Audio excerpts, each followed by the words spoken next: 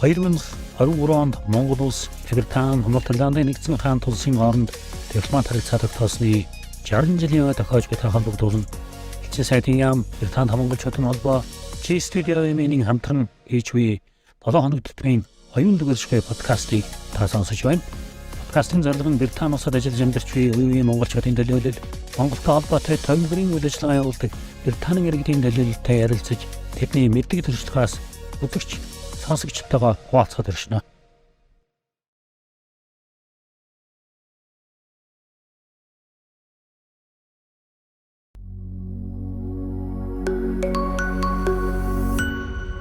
Thank you for being with us, Subon.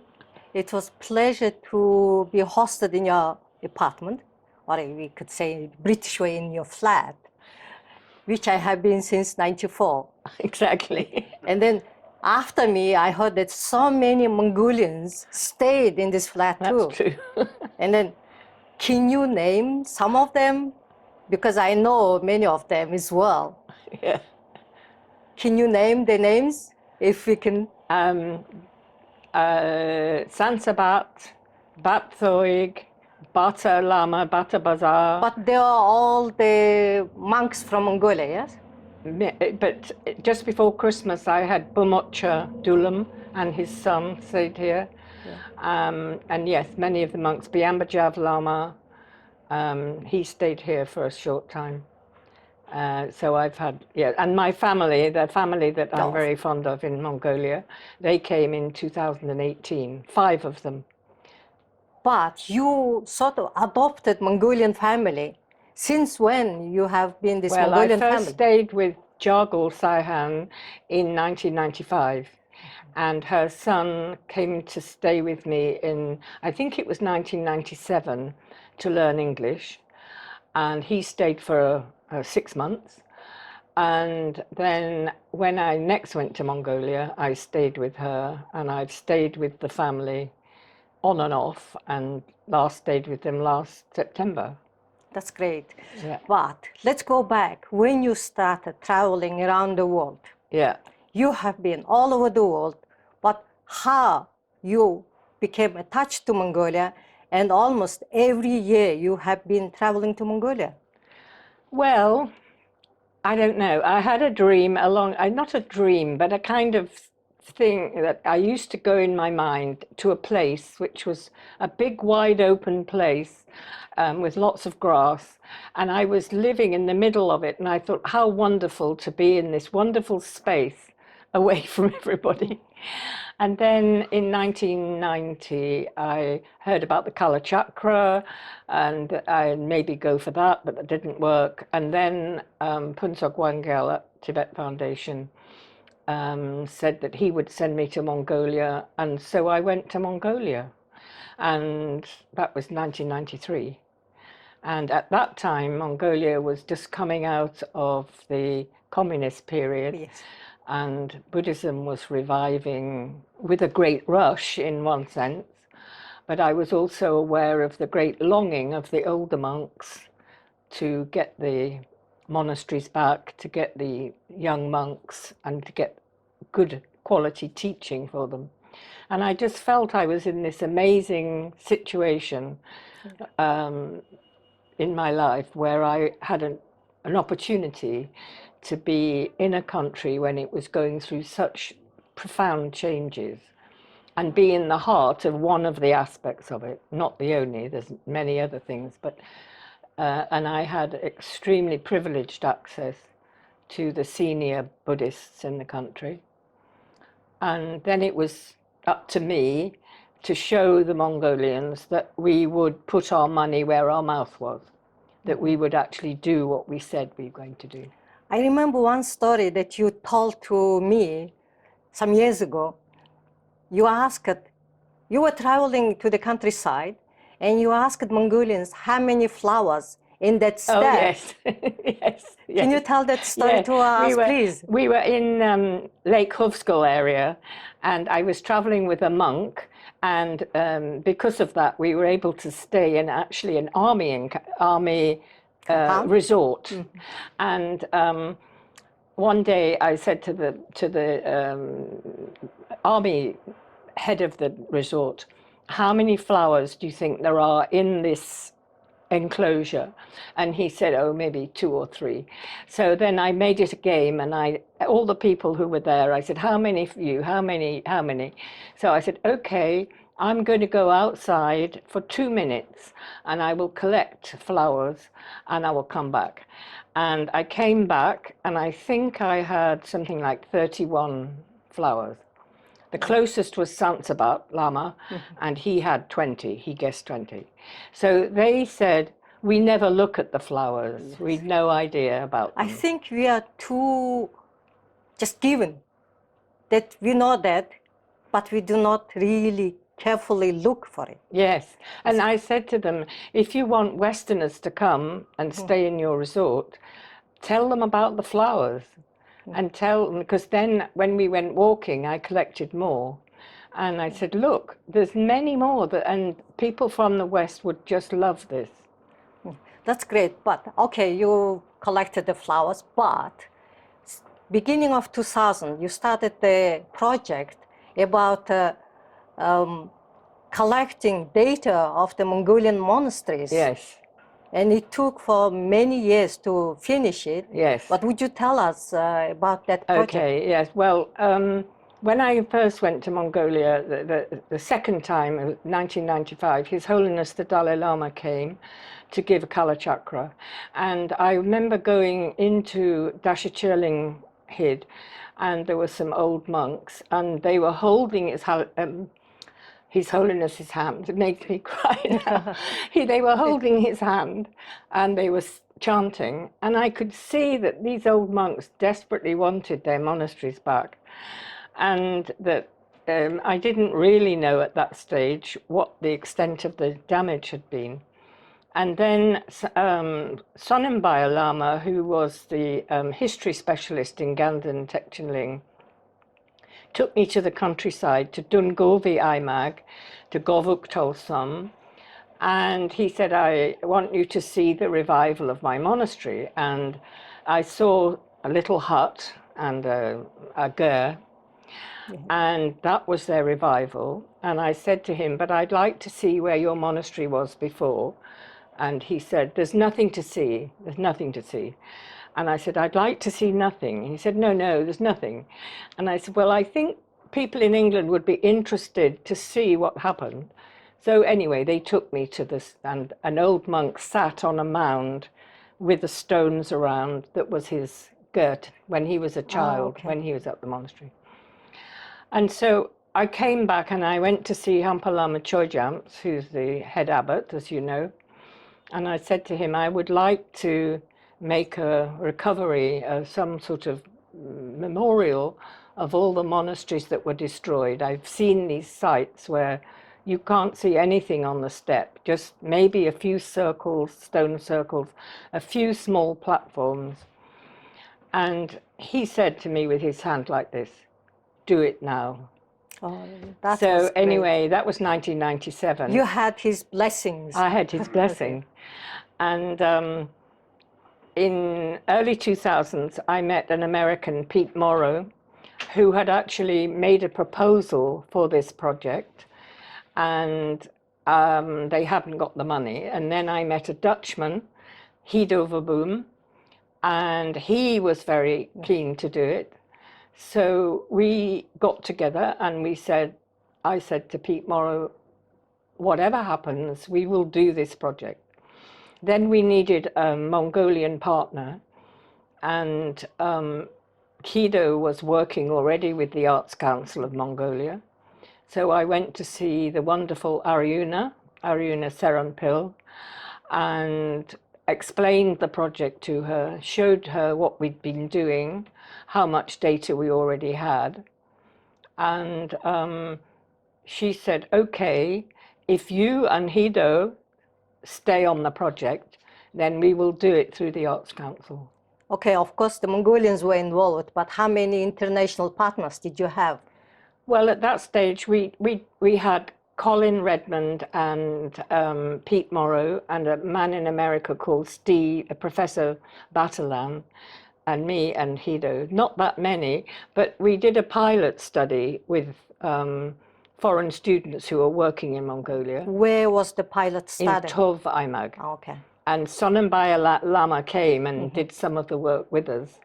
And then we had partners in Mongolia on the project. We had the Cultural Heritage Center, Ganden Monastery, I've probably forgotten someone, Arts Council, and the Arts Council America. I see.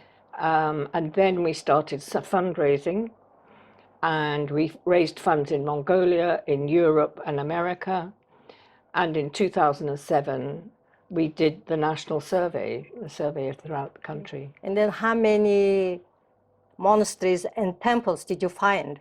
Well, altogether on our website, we have just over 1,000 and about, well, my calculation is about 1,080. We used for guidance the work of academician Rinchen. Yeah. But we also found many monasteries that he hadn't listed, including some very important ones. So, you know, the question of how many monasteries in Mongolia is still has to be answered. The National Archives have reports on 757, and that's often the figure that's given by people. Yes, we always know that around Exactly. 700. 700, yes. And that's from the National Archives. And, you know, I think from a modern perspective, you can actually unpick that data and unpick how it was done.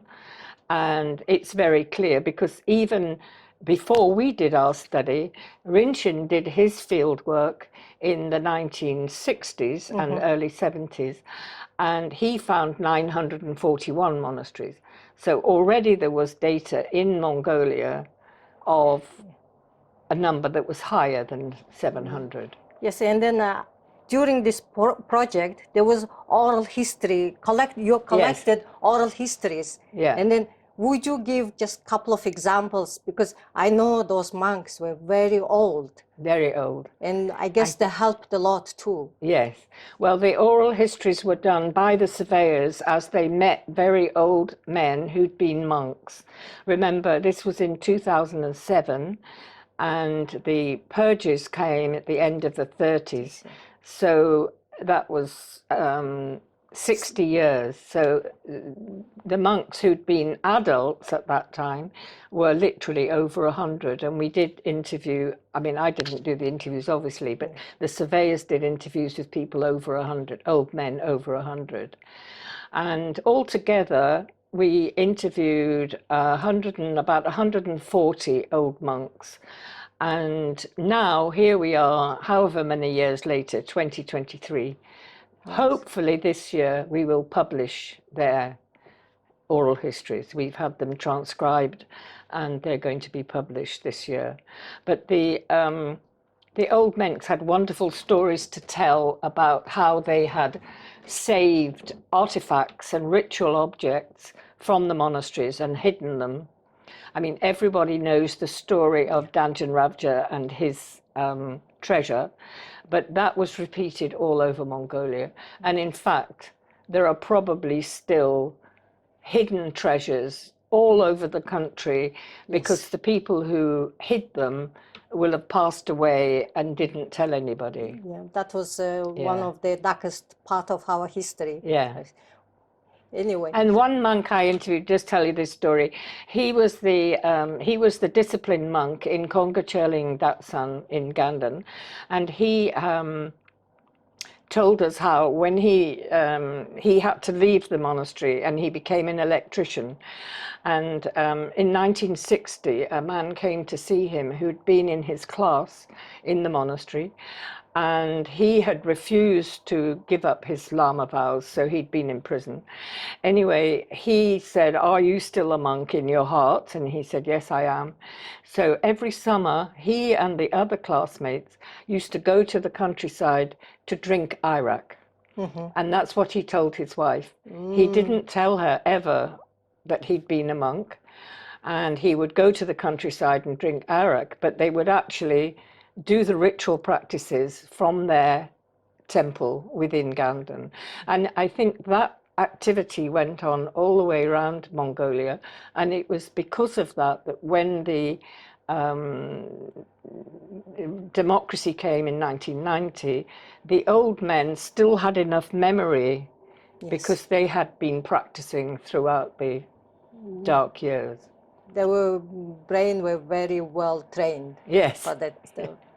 Anyway, okay, this project is already on website, and everything is recorded on its Mongolian temples website. And I guess not only it is useful for the Mongolians to find out, but it's a great source for the international academics. Yes, very.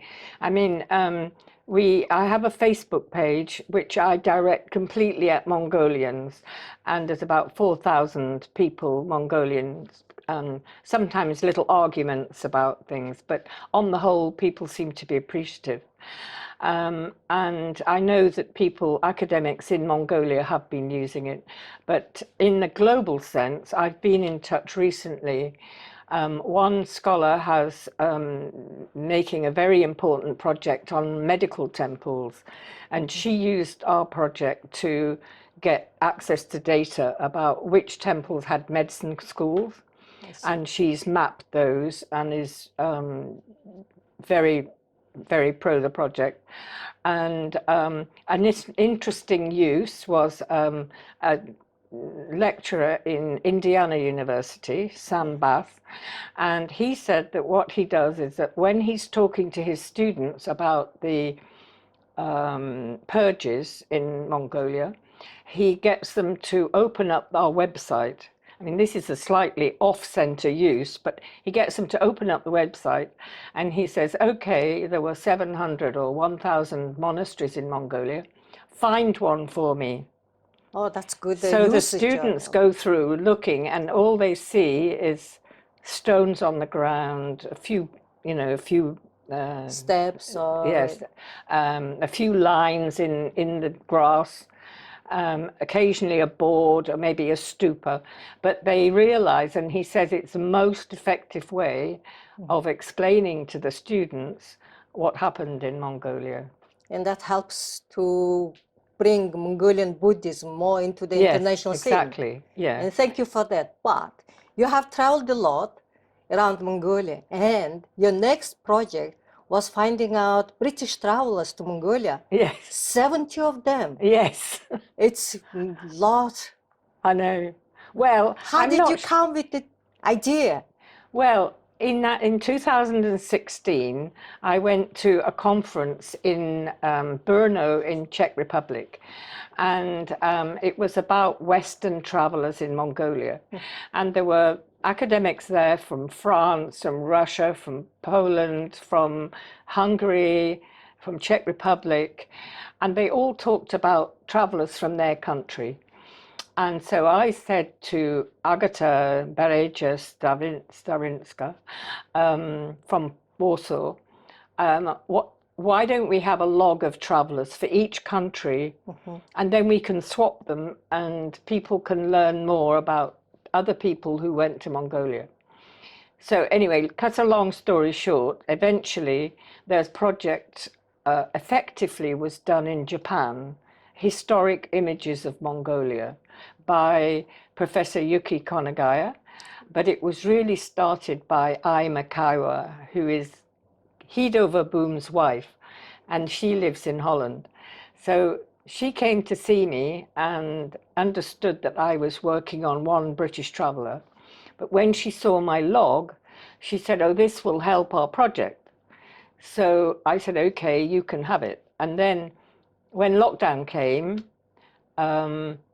I wrote to Yuki because we had been prevented from going to Oslo to see an amazing collection of photographs there by Oscar Mammon, a Norwegian, who came to Mongolia in 1911 and actually attended the enthronement of the Bogdan. I see. And he was in Mongolia for many years. And he recorded, of course, everything. And he was a marvelous photographer, and his work has only recently come to light.